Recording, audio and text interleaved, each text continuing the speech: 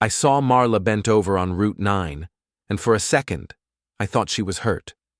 That's what you think when you see someone you used to love crouched on the shoulder of a highway at dusk. You think accident. You think injury. You think something went wrong fast, but she wasn't hurt. She was collecting cans. The sun was dropping behind the pine trees, turning everything orange and gray. Marla didn't look up. She was bent at the waist, one hand braced on her knee, the other reaching into the tall grass for a crushed Budweiser can. Her hair was pulled back in a ponytail that used to be brown, but now looked more like old rope. She was wearing jeans that didn't fit right, and a jacket I didn't recognize. I got out and walked toward her. Marla. She straightened up fast, like I'd caught her doing something illegal. Her face went through about 3 expressions in 2 seconds. Surprise, embarrassment, then something harder that I couldn't read. Colin. Her voice was flat. What are you doing here? Driving home. What are you doing here? She looked at the can in her hand, then at me, then back at the can. What does it look like? It looks like you're picking up trash on the side of the road. Good eye. I stepped closer. She stepped back. There was a black garbage bag at her feet, half full of cans. The bag was the cheap kind that rips if you look at it wrong. I could see more cans inside, some of them still dripping. Marla, what the hell is going on? Nothing's going on. She bent down and grabbed the bag. I'm busy, Colin, you should go. Busy doing what? This? I gestured at the bag, at the roadside, at the whole sad picture in front of me. You're collecting cans for spare change? It's not your business. The hell it's not. We were married for 20 years. I think I'm allowed to ask why my ex-wife is out here like she's homeless. Her jaw tightened. I'm not homeless. Then what are you? She didn't answer. She just looked at me with those tired eyes, the same eyes that used to light up when I walked in the door after work. Now they were flat and gray and empty. Let me help you, I said. No. Marla. No, Colin, I don't want your help. I don't need it. You're picking up cans on the side of a highway. That's the definition of needing help. She shook her head. You don't understand. Then explain it to me. I can't. Why not? She looked away. Because I'm only doing what I have to do. That stopped me cold. The way she said it, flat, final, like she'd practiced it in her head 100 times. What does that mean? It means leave me alone, Colin, please. She turned and started walking down the shoulder, dragging the bag behind her. I stood there watching her go, watching the woman I'd loved for 2 decades disappear into the dusk like a ghost. I wanted to follow her. I wanted to grab that bag out of her hands and throw it in the truck and take her somewhere warm and safe and make her tell me what the hell had happened to her life. But I didn't, because something in her voice told me that if I pushed, she'd break. So I got back in my truck and sat there with the engine off, watching her silhouette fade into the trees. She didn't look back. Not once. And that's when I knew something was very, very wrong. I didn't go straight home. I followed her, not close. I kept back far enough that she wouldn't see my headlights. She walked for about a mile, staying on the shoulder, stopping every few feet to grab another can. The bag got heavier. She started dragging it with both hands. By the time she turned off the highway onto a dirt road, it was almost dark. I knew that road.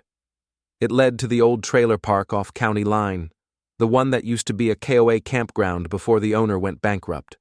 Now it was just a collection of rusted trailers and broken fences, the kind of place you drive past and try not to look at. Marla lived there. I let her get ahead, then turned onto the dirt road and cut my lights. The truck rolled forward slow, tires crunching on gravel. I could see her up ahead, pulling that bag up the steps of a trailer that looked like it hadn't been painted since the 80s. She went inside. A light came on. I parked behind a stand of trees and waited. 10 minutes later, a car pulled up. A white Audi, brand new, expensive. The door opened and Kaylee got out. My daughter, 24 years old, college dropout. Last I'd heard, she was living with her boyfriend in an apartment downtown. I'd helped her with the deposit 6 months ago. $1,200 I didn't really have but gave her anyway, because that's what you do when your kid asks for help. She walked up to Marla's trailer and went inside without knocking. I sat there in the dark, watching.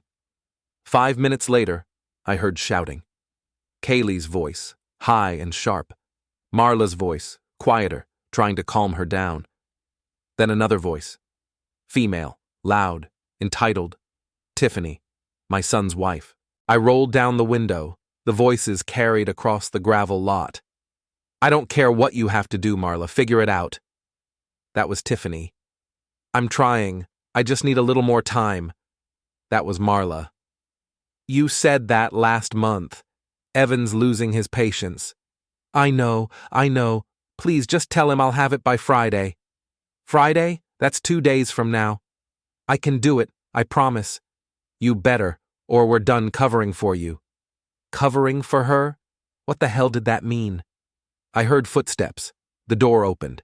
Kaylee came out first, followed by Tiffany. They were both carrying shopping bags, expensive ones, Nordstrom, Saks. They got in the Audi and drove off. I waited another 10 minutes, then got out and walked to the trailer. The door was unlocked. I went inside. Marla was sitting at a small table, her head in her hands. The garbage bag of cans was on the floor next to her. On the table was a stack of papers. Bills, overdue notices, collection letters. She looked up when I walked in. Colin, Jesus Christ, you can't just… What the hell is going on, Marla? She stood up fast, trying to block my view of the papers. You need to leave. Not until you tell me what's happening. It's none of your business. Those were our kids. Evan's wife. What are they doing here? Why are they talking to you like that? She didn't answer. She just stood there, shaking. I stepped around her and grabbed the top paper from the stack. It was a loan statement. $43,000. In her name, with my name listed as co-signer. I looked at the next one. Another loan. $28,000. Same thing. Her name, my name. I looked at the next one, and the next one, and the next one.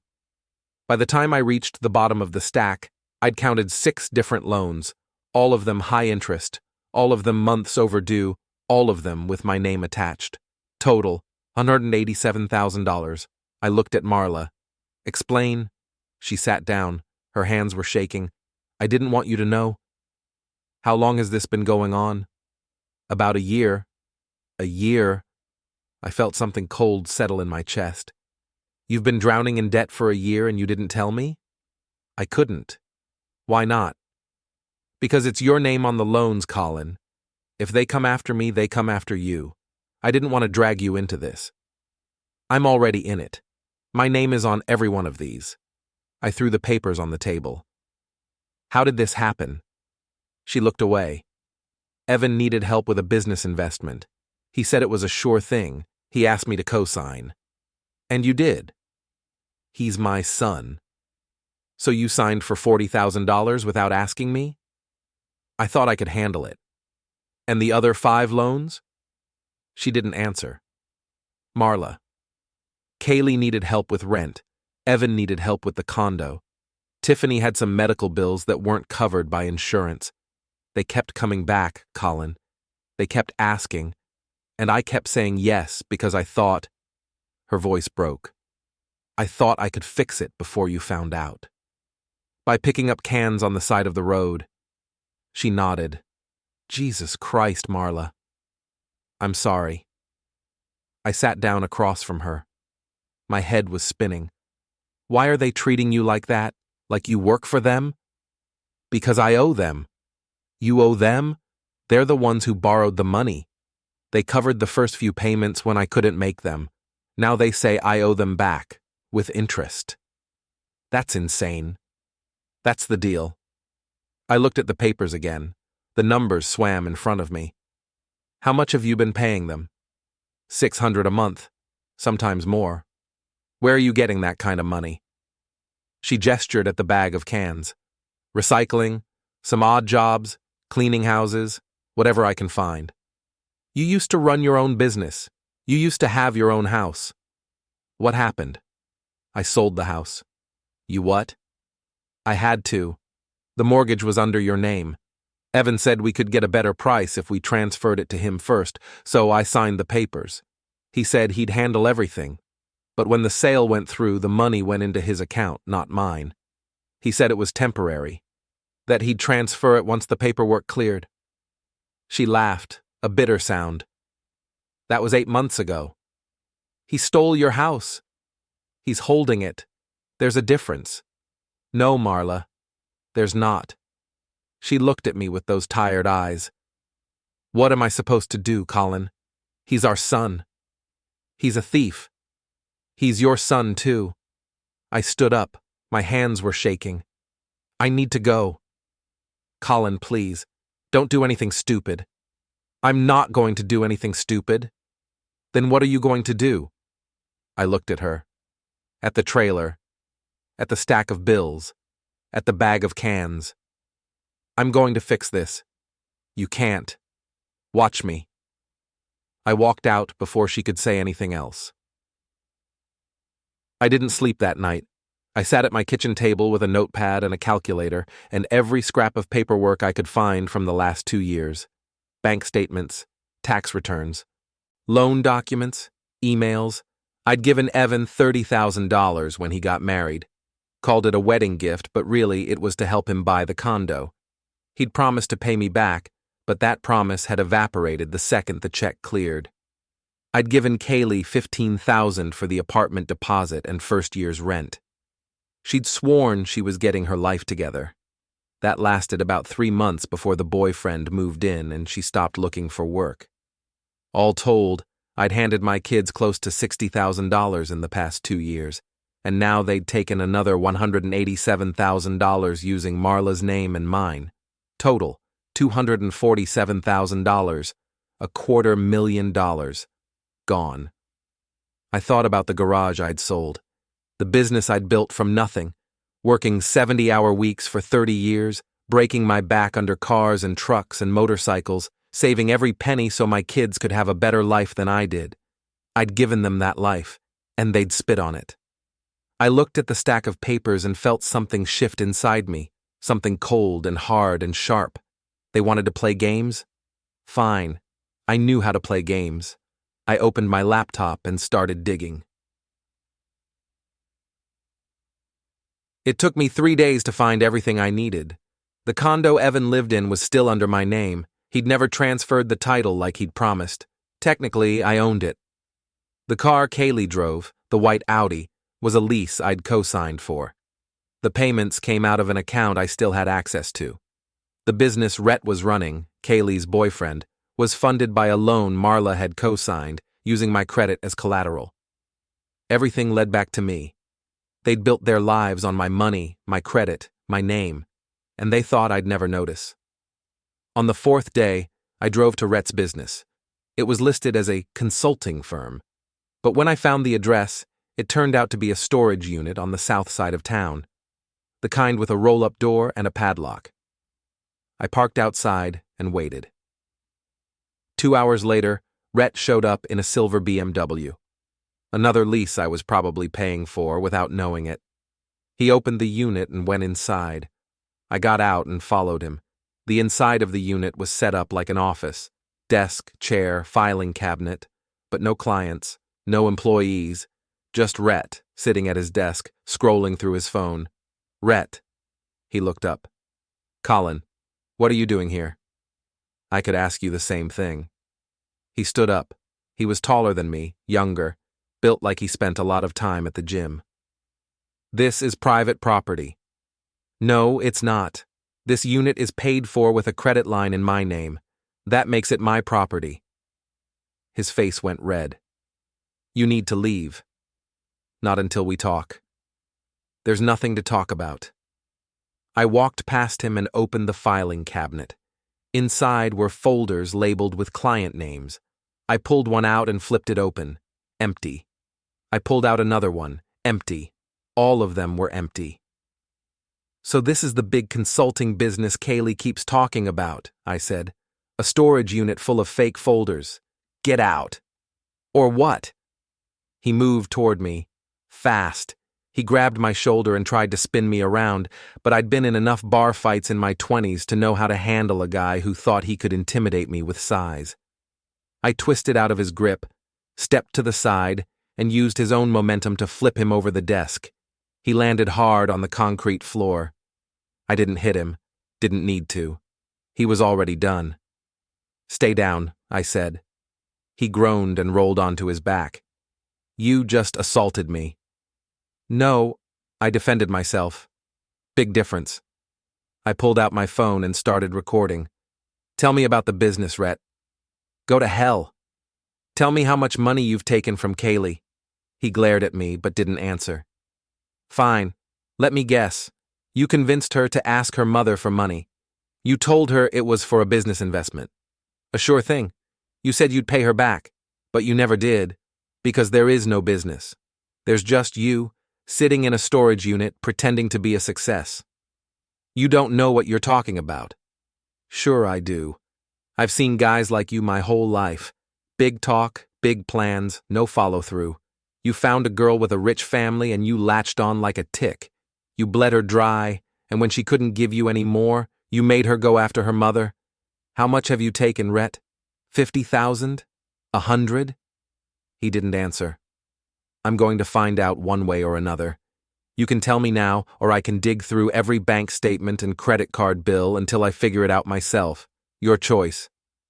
He sat up slowly. 70,000. Yeah. And what did Kaylee get out of it? A future. A future. I laughed. You mean a storage unit full of lies? You don't understand. Oh, I understand perfectly. You're a con artist, and my daughter's your mark. He stood up, brushing dust off his pants. I love her. Sure you do. That's why you're draining her family dry.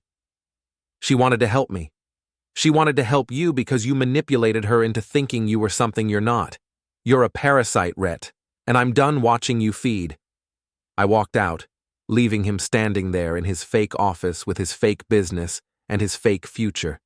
I had the recording. I had the proof. Now I just needed a plan. Before we go any further, hit the hype button, take a second to subscribe and like the video. It really helps the channel grow. And tell us in the comments, what would you do in this situation? The plan started with the condo. Evan lived in a 2-bedroom unit downtown, the kind with floor-to-ceiling windows and a doorman who wore a suit. I'd co-signed the mortgage 2 years ago when he got the corporate job and married Tiffany. He'd promised to refinance within 6 months and take my name off the loan. He never did. I pulled up the original paperwork from my file cabinet. The deed was still in my name. The mortgage was in both our names, but since I'd put down the deposit and made the first 6 payments before he took over, legally, I owned it. I called my lawyer.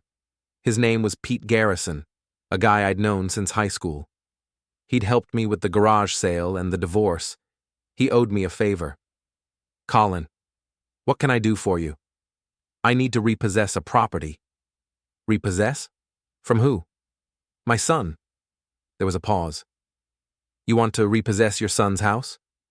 It's my house. My name's on the deed. He never transferred it. Jesus, Colin. What happened? Long story. Can you do it? Legally? Yeah. Morally? That's a different question. Morally, he stole from his mother and left her picking up cans on the side of the road to pay off loans he manipulated her into signing. So, yeah, Pete, morally I'm fine. Another pause. Give me 24 hours. Thanks. I hung up and moved to step 2. The car. Kaylee's Audi was leased through a dealership I still had connections with. I'd sold them parts for years before I retired. The lease was in her name, but I was the co-signer, which meant I could terminate it any time I wanted. I called the dealership. Hey, Colin, long time. Hey, Jimmy, I need a favor. Name it. I co-signed a lease for my daughter. White Audi, I need to terminate it. Terminate? You mean repo? Yeah. Damn, Colin. She stopped paying? Something like that. Give me the VIN. I'll have it picked up by end of day. Thanks, Jimmy. No problem. But you owe me a beer. I owe you a case. I hung up and moved to step 3, the accounts. I still had access to the joint checking account I'd set up when Evan got married. It was supposed to be for emergencies, but over the past year it had turned into his personal slush fund. There was about $12,000 in it. I transferred it to my own account. Then I froze the credit line attached to Rhett's storage unit. Then I called the bank and reported Marla's loans as fraudulent. They weren't, technically. She'd signed them, but since my name was on them without my knowledge, the bank agreed to open an investigation. That would take months to resolve, but it would stop the collections calls. For now. By the time I was done, it was almost dark. I sat back in my chair and looked at the list I'd made. Condo, in progress. Car, repossessed. Accounts, frozen. Loans, under investigation. It wasn't revenge, not yet, but it was a start. The next morning, I got a call from Evan. Dad, what the hell did you do? Good morning to you too. Don't play games. My bank account is frozen. Tiffany's credit cards got declined. What did you do? I took back what's mine. What's yours? That's my money. No, Evan, it's my money. I've been paying for your life for 2 years. Now I'm done. You can't just freeze my accounts. I didn't freeze your accounts. I closed the joint account. Big difference. That's theft. No, that's me taking back what I gave you. You want to call it theft? Fine. Call the cops. See how that works out for you. He was quiet for a second. This is about Mom, isn't it? What do you think? She told you. She didn't have to. I figured it out. Dad, listen. No, you listen. I know about the loans. I know about the house. I know about the business you convinced her to fund. I know everything, Evan, and I'm done pretending you're the victim here. I'm not the victim. I'm trying to build a life. By destroying hers? She offered to help. She offered because you manipulated her. You made her think she was helping you when really you were bleeding her dry, and now she's living in a trailer, picking up cans to pay off loans you should be paying. That's not my fault. The hell it's not. She made her own choices. And now I'm making mine. I hung up. 10 seconds later, he called back. I didn't answer. He called 6 more times. I turned off my phone. That afternoon, Pete called. It's done. The condo's yours. I filed the paperwork this morning. He's got 72 hours to vacate. 72 hours? That's it? That's the law. He's technically been living there without legal rights since he never transferred the deed. You could have kicked him out a year ago. What if he doesn't leave? Then we call the sheriff and they remove him, forcibly if necessary. Good. Colin, are you sure about this? Positive. This is going to blow up your family. My family's already blown up, Pete. I'm just cleaning up the wreckage. He sighed. All right. I'll let you know when the notice is served. Thanks. I hung up and sat there for a minute, staring at the wall. 72 hours, 3 days. That's how long Evan had before his entire world collapsed. I should have felt bad. I didn't. That night, I drove to Marla's trailer. She answered the door looking worse than the last time I'd seen her. Her face was pale, her eyes red like she'd been crying. Colin, you shouldn't be here. I need to talk to you. I don't want to talk. Too bad. I walked past her into the trailer. It smelled like stale coffee and desperation. The stack of bills was still on the table, bigger now. I called the bank, I said. Reported the loans as fraudulent. They're opening an investigation. Her eyes went wide. You did what? I'm fixing this, Marla. You're making it worse. If they find out I signed those loans, they already know. But since my name was on them without my consent, the bank has to investigate. That means the collections stop, at least for now. And then what? Then we prove Evan manipulated you into signing. We prove he took the money and never paid it back. We prove he's a thief. He's your son, Colin. He stopped being my son the second he turned you into this. I gestured at the trailer, at the bills, at her. Look at you, Marla. You're living like you're homeless. You're picking up trash on the side of the road. This isn't you. This isn't your life. And I'm not going to stand by and watch him destroy you just because he's got my last name. She sat down on the couch, her hands shaking. What did you do? I took back the condo. I repossessed Kaylee's car. I froze the accounts. I shut down Rhett's fake business. Colin, they've been using you, Marla. Using us. And I'm done letting them get away with it. They're going to hate you. They already do. At least now I'll have a reason. She looked at me for a long time, her eyes searching mine. You can't win this, Colin. They'll fight you. They'll take you to court. They'll drag this out for years. Let them. I've got nothing but time. And money? You think you can afford a legal battle? I sold a business, Marla. I've got enough. And what about me? What happens when they come after me? They won't. I'll make sure of it. How? Because I'm going to make them too busy defending themselves to worry about you. She shook her head. This is insane. No, this is justice. I turned to leave. Colin. I stopped. Thank you. I looked back at her. Don't thank me yet. The next morning, Evan showed up at my house. I was in the garage, working on an old motorcycle I'd been restoring. I heard the car pull up, heard the door slam, heard his footsteps on the driveway. He didn't knock. He just walked in. We need to talk. I didn't look up from the engine. No, we don't. You served me with eviction papers. Yep. That's my home, Dad. Nope, it's my home. You've just been living in it. I've been paying the mortgage. No, you've been paying half the mortgage. I've been covering the rest, but not anymore. You can't just kick me out. I can, and I did. You've got 72 hours. After that, the sheriff shows up with a moving truck.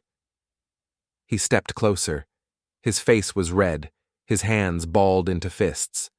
You're doing this because of Mom. I'm doing this because you're a thief. I never stole anything.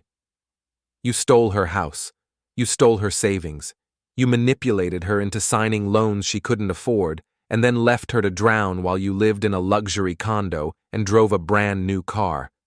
That's theft, Evan. Just because you didn't break into her house and take her stuff doesn't mean you're not a thief. She offered to help. And you took advantage of her. There's a difference between accepting help and exploiting someone. You crossed that line a long time ago. I was trying to build a future. By destroying hers? She's an adult. She made her own choices. She made those choices because you lied to her. You told her the business was real. You told her you'd pay her back. You told her everything was under control, and she believed you because you're her son, and she loves you, and she thought you'd never hurt her. I finally looked up at him. You were wrong. He stared at me, his jaw tight. You're going to regret this. No, Evan, you are. He turned and walked out, slamming the door behind him. I went back to the motorcycle. My hands weren't shaking anymore. That afternoon, Kaylee called. Dad, what's going on? Hi, Kaylee. Evan called me. He said you kicked him out of his condo. It's not his condo. It's mine. But he lives there. Not anymore. Dad, that's insane. Where's he supposed to go? I don't know.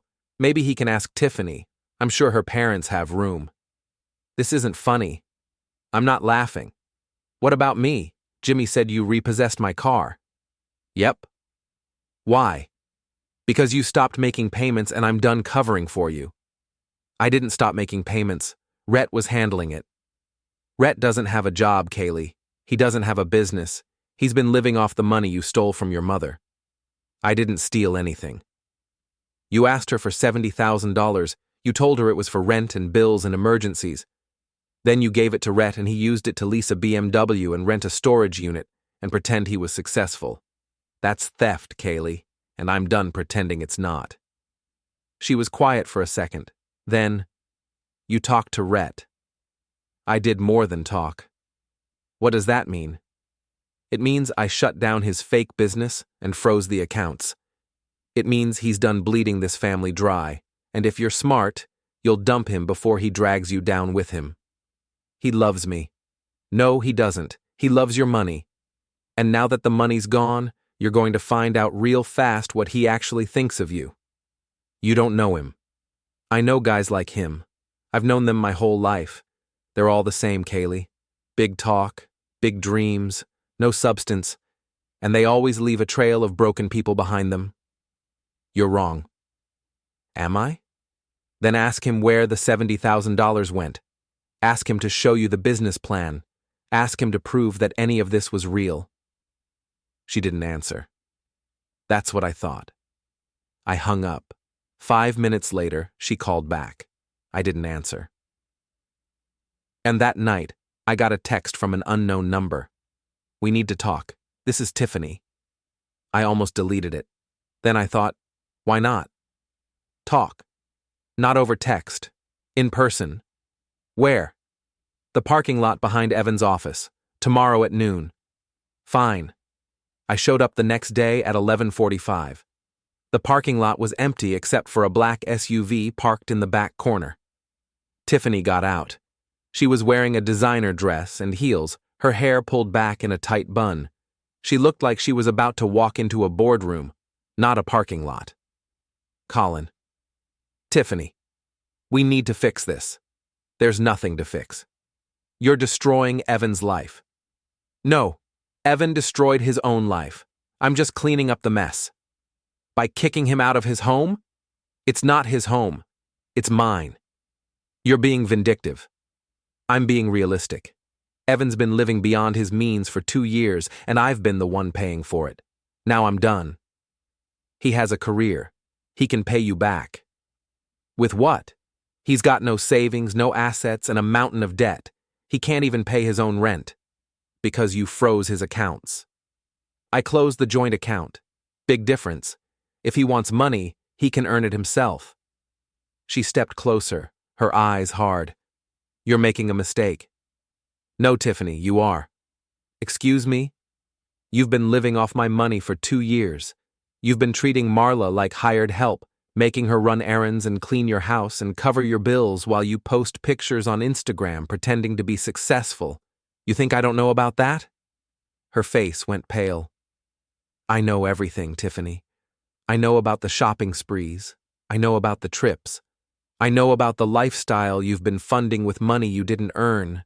And I know you've been the one pushing Evan to squeeze more out of his mother every time she said no. That's not true. Sure it is. You're the one who convinced him to take out those loans. You're the one who told him to get Marla to co-sign. You're the one who turned my son into a thief. I didn't turn him into anything. No? Then why is he broke? Why is Marla living in a trailer? Why are you standing here begging me to let you keep living the lie? She glared at me. You're going to regret this. You keep saying that, but so far, the only people regretting anything are you and Evan. We'll fight you. Go ahead. I've got a lawyer and a paper trail. You've got a credit card bill and a social media account. Good luck. She opened her mouth to say something, then closed it. Her hands were shaking. Get out of my way, Tiffany. She didn't move. I walked past her and got back in my truck. As I drove away, I saw her standing there in the parking lot, her arms crossed, her face red. I didn't feel bad, not even a little. The eviction notice was served on Thursday morning. Pete called me at 9 to let me know. Sheriff just left. Evan's got until Sunday at midnight to clear out. How'd he take it? I wasn't there, but the deputy said he looked like he was going to punch someone. As long as it's not you. Don't worry, I've handled worse. Thanks, Pete. You sure about this, Colin? I've never been more sure of anything in my life. He sighed. All right, just don't do anything stupid between now and Sunday. No promises. I hung up and looked at the calendar on the wall. Sunday was 3 days away, 72 hours. By Monday morning, Evan and Tiffany would be out on the street with nowhere to go and no money to get there. I should have felt guilty. I didn't. Friday afternoon, I drove to Marla's trailer to give her the update. She answered the door looking better than the last time I'd seen her. Her face had some color, her eyes were clear, and she wasn't wearing the same clothes she'd had on for 3 days straight. Colin. Hey. You shouldn't be here. I know, but I needed to tell you something. She stepped aside and let me in. The trailer was cleaner now, the bills stacked neatly on the table instead of scattered everywhere. What is it? The eviction notice was served yesterday. Evans got until Sunday to move out. She sat down on the couch, her hands folded in her lap. And then what? Then he's homeless. Colin. No, don't do that. Don't defend him. He made his choices. Now he gets to live with them. He's your son. He stopped being my son the second he decided to destroy you. She looked at me, her eyes sad. You can't mean that. Watch me. She shook her head. What about Kaylee? What about her? Did you take her car? Yep. And her money? I froze Rhett's accounts. Same thing. Colin, she's going to hate you.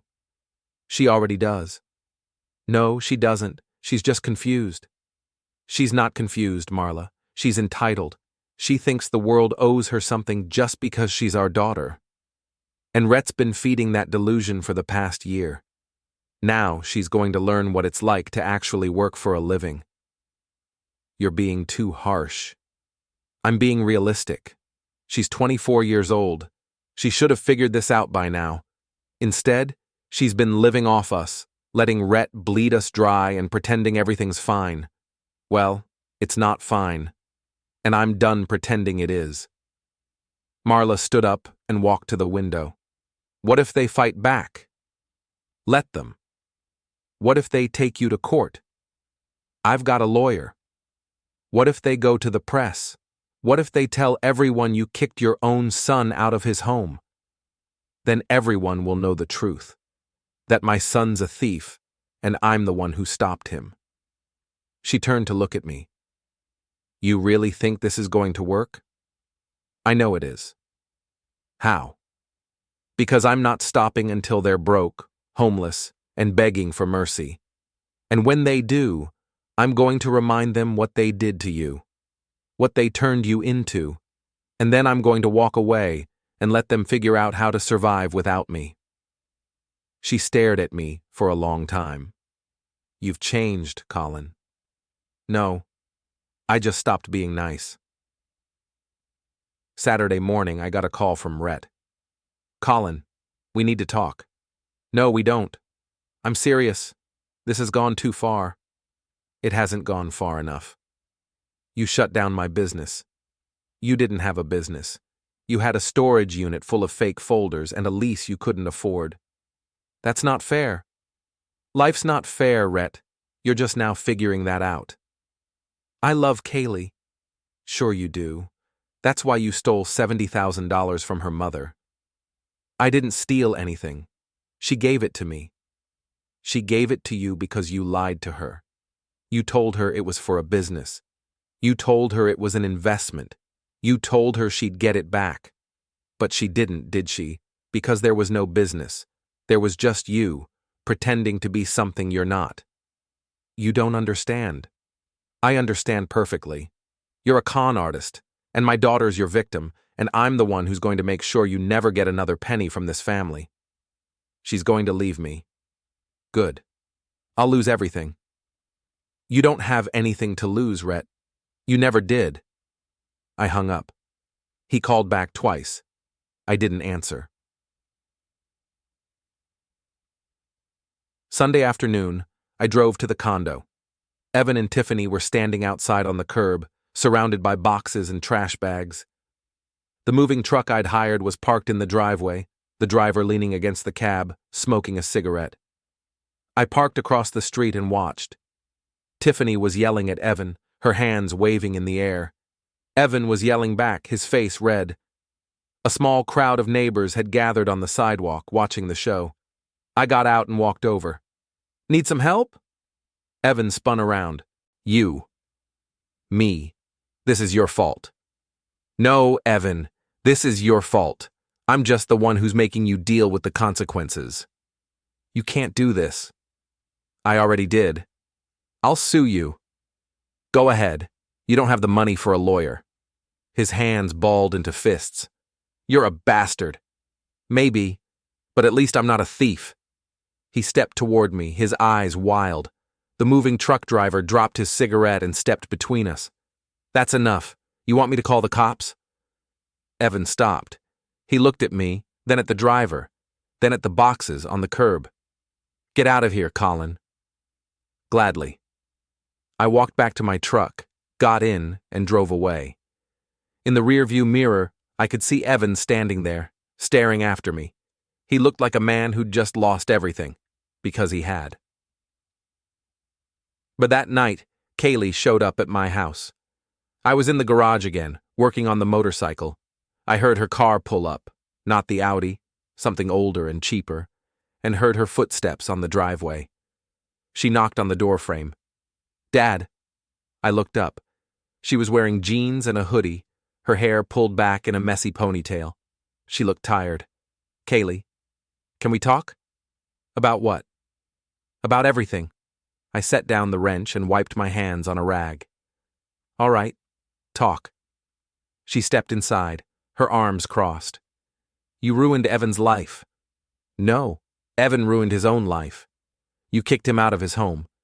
It wasn't his home. It was mine. He's your son. And he's a thief. Being my son doesn't change that. She looked away. What about me? What about you? You took my car. You stopped paying for it. Rhett was supposed to handle it. Rhett doesn't have any money, he never did. He's been living off what you stole from your mother. I didn't steal anything. You asked her for $70,000. You told her it was for rent and emergencies. Then you gave it to Rhett and he blew it on a BMW and a storage unit. That's theft, Kaylee. I thought it was for the business. There is no business. There never was. Rhett's a con artist and you fell for it. She started crying. I didn't know. Yes, you did. You just didn't want to admit it. What am I supposed to do now? Get a job, get your own place, stop relying on other people to pay your bills. I can't afford that. Then figure it out. That's what adults do. She wiped her eyes. You're supposed to help me. I did help you. For 2 years. I gave you money, I co-signed your lease, I covered your rent, and you threw it all away on a guy who didn't deserve it. Now you're on your own. That's not fair. Life's not fair, Kaylee. You're just now figuring that out. She stared at me, her face red, her hands shaking. I hate you. I know. She turned and walked out. I didn't follow her. I went back to the motorcycle. Monday morning, I got a call from Marla. Colin, you need to see this. See what? Tiffany posted something online. It's bad. I pulled out my laptop and opened Instagram. Tiffany's account was public, and her latest post was a long rant about me. She called me abusive, controlling, manipulative. She said I'd kicked Evan out of his home for no reason, that I'd stolen his money, that I'd ruined his life out of spite. The post had 600 likes and over 100 comments, most of them calling me a monster. I read through them, my jaw tight. Then I started digging. It took me about an hour to find what I needed. Tiffany's Instagram account was full of pictures from the past year, vacations to Hawaii, dinners at expensive restaurants, shopping sprees at designer stores. Every post was tagged with locations, dates, and prices. I started adding them up. By the time I was done, I'd counted over $40,000 in expenses, all of it funded by the money Evan had stolen from Marla. I saved the screenshots, compiled them into a PDF, and emailed it to Pete. Can you use this? He called me back 10 minutes later. Where did you get this? Her Instagram. She posted all this publicly? Yep. Jesus, Colin. This is a gold mine. Can you use it to prove she was living off stolen money? Absolutely. This shows a pattern of spending that matches the timeline of the loans. If we can prove Evan used those loans to fund this lifestyle, we've got them. Do it. You sure? This is going to make things a lot uglier. They're already ugly, Pete. Might as well make them honest. All right. I'll file it with the court by end of day. Thanks. I hung up and sat back in my chair. Tiffany thought she could turn public opinion against me by playing the victim, but she'd just handed me the proof I needed to bury her. Tuesday afternoon, I drove to Rhett's storage unit. The padlock was gone. The door was open. Inside, the desk and filing cabinet were still there, but everything else was gone. I walked in and looked around. On the desk was a note. I'm done. Tell Kaylee I'm sorry. That was it. No signature. No explanation. Just those 6 words. I crumpled the note and threw it in the trash. Then I called the storage company and canceled the lease. That night, Kaylee called. Dad, Rhett's gone. I know. What do you mean, you know? I went to his storage unit. He left a note. What did it say? That he's done. She was quiet for a second. Then, he left me. Yep. Why? Because he's a coward. Because he knew I was closing in on him and he didn't want to face the consequences. Because he never loved you, Kaylee. He loved your money. And now that the money's gone, so is he. She started crying. I didn't know. Yes, you did. You just didn't want to admit it. What am I supposed to do now? Figure it out. Dad, please. No, I'm done bailing you out. You made your choices. Now you get to live with them. I hung up. She called back 3 times. I didn't answer.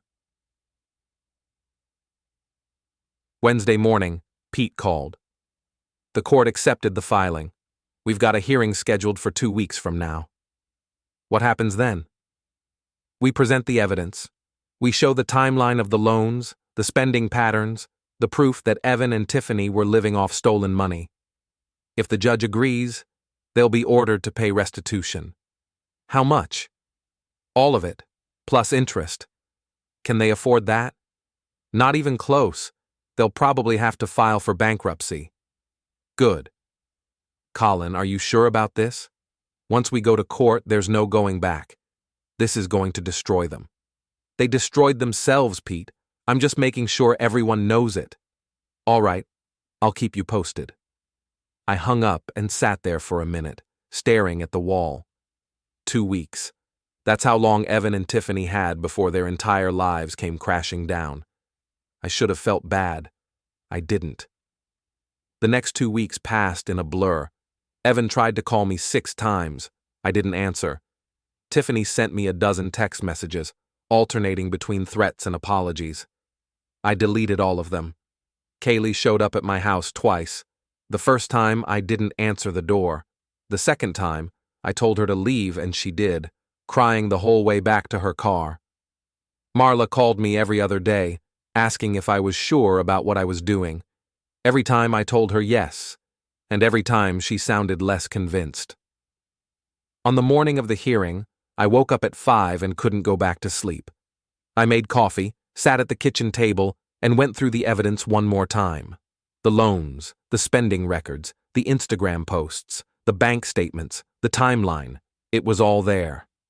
Pete had done his job. Now it was up to the judge. I got dressed, grabbed my keys, and drove to the courthouse. The courtroom was smaller than I expected. There were maybe 20 seats in the gallery, most of them empty. Evan and Tiffany were sitting at the defendant's table with their lawyer, a young guy in a cheap suit who looked like he'd rather be anywhere else. Marla was sitting in the back row. She looked up when I walked in, but didn't say anything. I sat down on the opposite side of the aisle. Pete was already at the plaintiff's table, shuffling papers and looking confident. He nodded at me when I sat down. The judge walked in 5 minutes later. She was an older woman, maybe 60, with gray hair and a no-nonsense expression. All rise. We stood. She sat. We sat. Case number 47B, Harrow versus Harrow. Mr. Garrison, you may proceed. Pete stood up. Thank you, Your Honor. This case involves a pattern of financial manipulation and fraud spanning over 18 months. The defendants, Evan Harrow and Tiffany Harrow, manipulated the plaintiff's ex-wife, Marla Harrow, into co-signing multiple high-interest loans using the plaintiff's name as collateral. The total amount borrowed was $187,000. The defendants then used this money to fund a lavish lifestyle, as evidenced by the spending records we've submitted to the court. He held up a stack of papers. These records show that over the course of 18 months, the defendants spent over $200,000 on vacations, designer clothing, luxury vehicles, and other non-essential expenses. Meanwhile, Marla Harrow was left to make the loan payments, which she could not afford. She resorted to collecting recyclable cans on the side of the road to cover the minimum payments. The judge looked at Evan and Tiffany. Is this true? Their lawyer stood up. Your Honor, my clients deny any wrongdoing. The loans were taken out with Ms. Harrow's full knowledge and consent. She was not coerced or manipulated. She made a financial decision as an adult, and now she's regretting it. That doesn't make it fraud. Your Honor, Pete said, we have evidence that the defendants misrepresented the purpose of the loans. They told Ms. Harrow the money was for business investments and emergency expenses. In reality, they used it to fund a lifestyle they couldn't afford. We also have evidence that the defendants pressured Ms. Harrow to make payments on their behalf, threatening to cut off contact with her grandchildren if she refused. The judge looked at the defendant's lawyer. Do you have a response? Your Honor, we believe the plaintiff is exaggerating the situation. My clients have made some financial mistakes, but that doesn't constitute fraud. We ask that the court dismiss this case. The judge looked at Pete. Do you have any witnesses? Yes, Your Honor. We'd like to call Marla Harrow to the stand. Marla stood up slowly and walked to the witness box. She looked terrified. Pete approached her. Ms. Harrow, can you describe your relationship with the defendants? They're my son and daughter-in-law. And can you tell the court how these loans came about? She took a deep breath. Evan came to me about 18 months ago. He said he was starting a business and needed some capital. He asked if I'd co-sign a loan. I said yes because he's my son and I wanted to help him. And did he tell you what the money was for? He said it was for the business. He said it was a sure thing. He said I'd get my money back within 6 months. Did you get your money back? No. What happened instead? He came back a few months later and asked me to co-sign another loan. And then another one. And another one. Every time he said it was for the business. Every time he said he'd pay me back. But he never did. And how did you make the payments? She looked down at her hands. I sold my house. I took odd jobs. I collected cans on the side of the road. Whatever I could do to make the minimum payments. Why didn't you ask for help? Because I didn't want Colin to know. His name was on the loans as collateral. If I defaulted, it would have destroyed his credit. I couldn't let that happen. Pete nodded. Ms. Harrow, did the defendants ever pressure you to make payments on their behalf? Yes. Can you describe that pressure? They told me if I didn't make the payments, they'd stop letting me see my grandchildren. They said I was a bad mother, a bad grandmother. They said I was ruining their lives. Her voice broke. Pete handed her a tissue. Thank you, Ms. Harrow. No further questions. The defendant's lawyer stood up. Ms. Harrow, you said you co-signed these loans willingly, correct? Yes. And no one held a gun to your head? No. So you made a choice. I made a choice to help my son. A choice you now regret. A choice I was lied to about. Your Honor, the lawyer said, the witness has admitted she signed the loans willingly. There's no evidence of coercion or fraud. We move for dismissal. The judge looked at Pete. Do you have any other evidence? Yes, Your Honor. Pete held up his laptop. We have screenshots from Mrs. Tiffany Harrow's Instagram account showing a pattern of lavish spending that coincides with the dates of the loans. We also have bank statements showing that the loan money was deposited into Mr. Evan Harrow's account and then immediately spent on non-essential items. He projected the images onto a screen. The judge studied them for a long time. Then she looked at Evan and Tiffany. Do you have anything to say? Evan stood up. Your Honor, we made some mistakes. We spent money we shouldn't have, but we didn't commit fraud. My mother offered to help us, and we accepted. That's not a crime. No, the judge said, but misrepresenting the purpose of a loan is, and manipulating someone into taking on debt they can't afford is, and threatening someone to make payments on your behalf is. She looked at the evidence again. I'm ruling in favor of the plaintiff. The defendants are ordered to pay restitution in the amount of $187,000 plus interest to Ms. Marla Harrow. They are also ordered to pay the plaintiff's legal fees. Court is adjourned. She banged her gavel. Evan and Tiffany looked like they'd been punched. Their lawyer gathered his papers and left without saying a word. Marla stood up and walked out of the courtroom. I followed her. 2 months after the arraignment, I got a call from Detective Morgan. Mr. Harrow, I wanted to give you an update. We've completed the investigation. We found evidence of wire fraud, identity theft, and grand larceny. The DA is filing formal charges. How many charges? 12. Jesus. Your son was very thorough. He used your ex-wife's information to open credit cards, take out loans, and transfer property. He also forged her signature on multiple documents. This isn't just theft, Mr. Harrow. This is organized fraud. What's the sentence? If convicted on all counts, he's looking at 25 to 30 years. I sat down. 30 years. Yes. And if he pleads out? Depends on the deal. Maybe 10 to 15. When's the trial? 6 weeks. Okay, thanks for the update. Mr. Harrow, I know this is difficult, but your son committed serious crimes. He needs to face the consequences. I know. She hung up.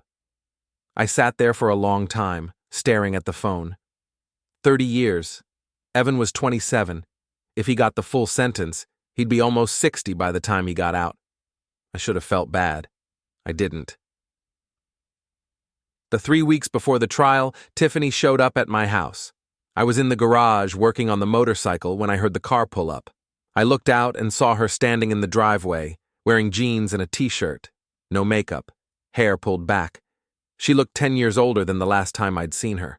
I walked out. Tiffany. Colin, can we talk? About what? Evan. There's nothing to talk about. Please, just 5 minutes. I looked at her for a long moment. Then I nodded. 5 minutes. We sat on the front steps. I need your help, she said. With what? The trial.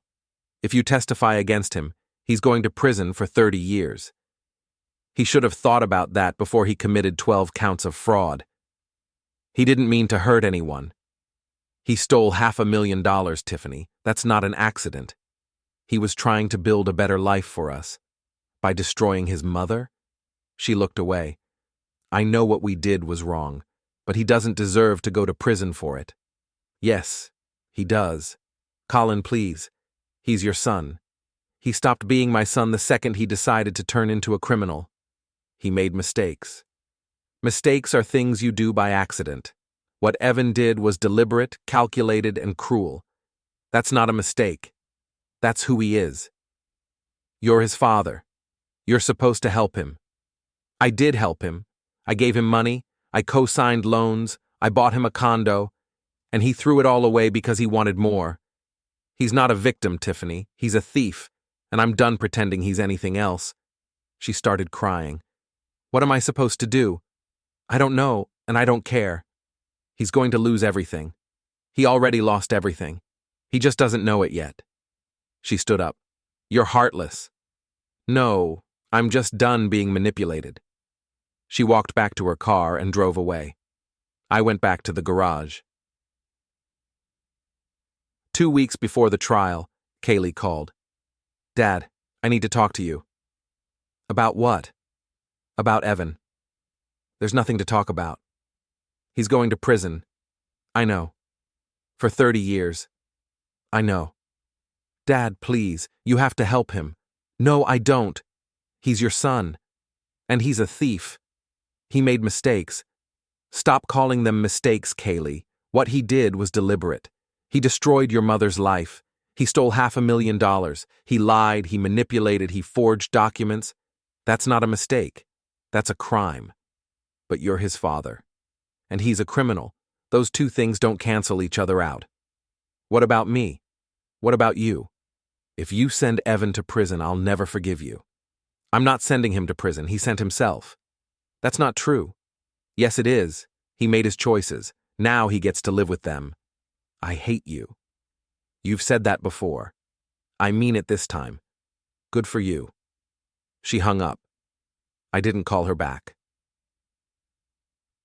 The trial started on a Monday. The courtroom was packed. Reporters, family members, people who just wanted to watch the show. I sat in the front row on the plaintiff's side. Marla sat next to me. She looked terrified. Evan was led in wearing an orange jumpsuit and handcuffs. He looked thinner, paler, older. When he saw me, his face went hard. The trial lasted 5 days. The prosecution presented their case first. They showed the bank records, the loan documents, the Instagram posts, the forged signatures. They called witnesses: the bank manager, the loan officer, the real estate agent who handled the house sale. They called Marla to the stand. She cried through most of her testimony. The defense tried to argue that Evan had made poor financial decisions, but hadn't intended to commit fraud. They tried to paint him as a victim of circumstance, a young man trying to build a life who got in over his head. It didn't work. The jury saw through it. On Friday afternoon, they came back with a verdict: guilty on all 12 counts. Evan's face went white.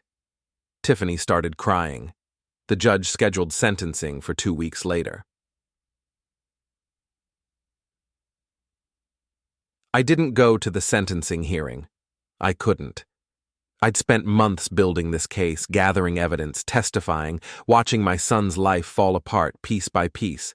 I'd told myself it was justice, that he deserved it, that this was the only way to make things right. But sitting in that courtroom, watching him get led away in handcuffs, I felt something I hadn't expected. Guilt. Not for what I'd done, but for what he'd become. Pete called me after the hearing. 22 years. I sat down. 22? The judge took the plea deal into account. He'll be eligible for parole in 15. Jesus. Colin, are you okay? I don't know. You did the right thing. Did I? He committed fraud. He destroyed your ex-wife's life. He stole $500,000. What were you supposed to do, let him get away with it? I don't know. Colin, I need to go, Pete. Thanks for everything. I hung up and sat there for a long time, staring at the wall. 22 years. My son was going to spend the next 2 decades in prison because of me. I should have felt vindicated. I didn't.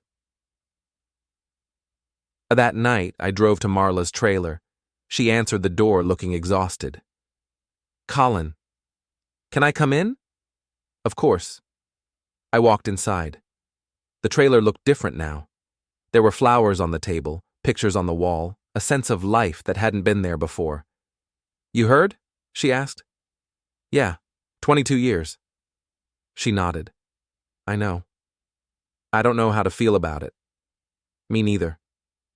We sat down on the couch. I thought I'd feel better, I said. I thought once he was in prison, once he was paying for what he did, I'd feel like I'd done the right thing. But I don't. I just feel empty. He's still your son, Colin. I know. But he's also a criminal, and I'm the one who put him there. You didn't put him there. He put himself there. Did he? Or did I push him into it? What do you mean? I gave him money when he asked for it. I co-signed loans. I bought him a condo. Maybe if I'd said no, if I'd forced him to earn his own way, he wouldn't have turned into this. You were being a good father. Was I? Or was I enabling him? She didn't answer. We sat there for a while, not saying anything. Then she turned to me. Do you regret it? Regret what? Sending him to prison. I thought about it. No, he deserved it, but that doesn't mean I'm happy about it. Me neither. What about Kaylee? She won't talk to me. She blames me for everything. She'll come around. Will she? Or is she going to spend the rest of her life hating us for what we did? I didn't have an answer to that. The 2 months after the sentencing, I got a letter from Evan. It was short, 4 sentences. I'm sorry for what I did. I know you'll never forgive me, but I need you to know that I didn't mean to hurt Mom. I just wanted to be successful. I read it 3 times. Then I threw it in the trash. 6 months passed. I didn't hear from Evan again. I didn't hear from Kaylee either. Tiffany had disappeared completely, probably back to her parents' house, licking her wounds and planning her divorce. I sold the condo and used the money to pay off Marla's debts. She moved out of the trailer and into a small apartment downtown. Nothing fancy, but it was clean and safe and hers. She got a job managing a bookstore. She seemed happy. I kept working at the motorcycle shop, taking on side projects, staying busy. The garage had been my life for 30 years, and even though I'd sold it, I couldn't stop working on engines. It was the only thing that made sense anymore. One night, I got a call from Pete. Colin, you sitting down? Yeah, what's up? Tiffany filed for divorce. She's also suing Evan for restitution. Restitution? For what? Everything. She's claiming he misled her about the financial situation and that she's entitled to half of whatever's left. There's nothing left. I know, but she's still filing. Jesus! She's suing a guy in prison who doesn't have 2 nickels to rub together. Yep. She's also trying to get the court to force you to pay her legal fees.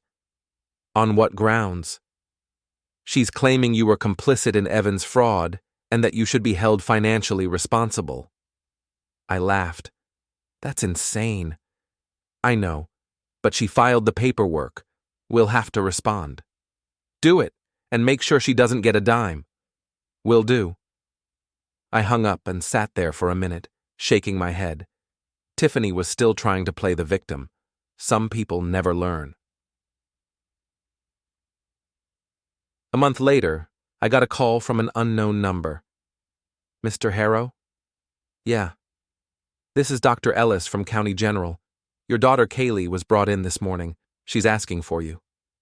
My chest tightened. What happened? She was involved in a car accident. She's stable, but she's pretty banged up. I'll be right there. I grabbed my keys and drove to the hospital. Kaylee was in a room on the 3rd floor.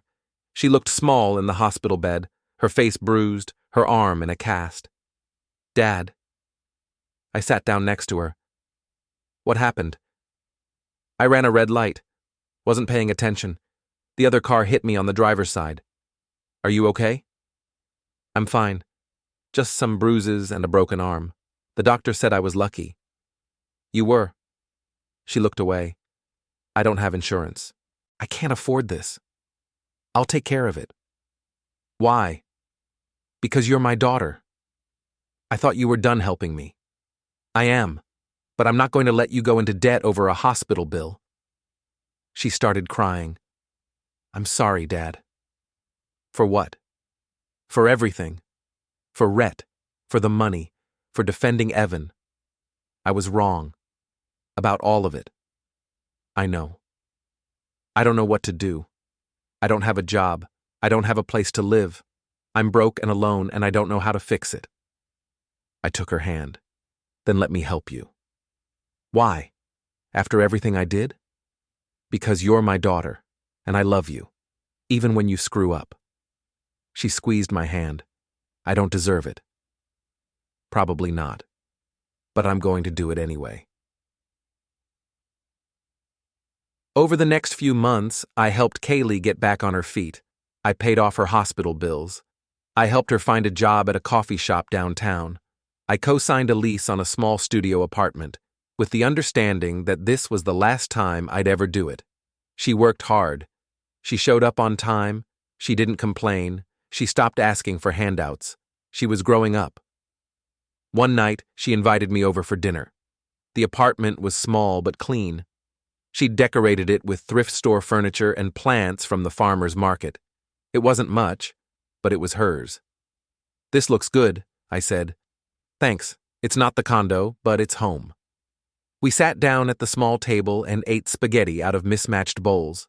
"Have you heard from Evan?" she asked. "No. Me neither. I tried to visit him once, but he wouldn't see me. He's probably ashamed."